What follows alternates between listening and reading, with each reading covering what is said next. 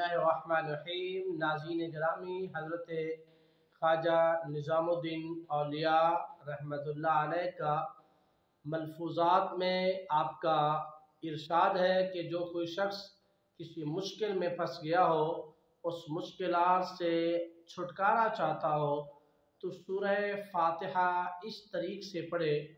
अव्वल आखिर दुरूद पाक पढ़े, 40 मरतबा सूरह फातिहा पढ़े और बिस्मिल्लाहिर्रहमानिर्रहीम को मिलाकर, मीम को मिलाकर यानी यूँ पढ़े, बिस्मिल्लाहिर्रहमानिर्रहीम अल्हम्दुलिल्लाहि रब्बिल आलमीन।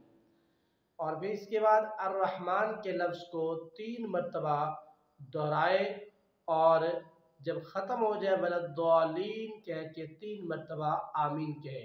और ये सूरत 40 मरतबा पढ़नी है।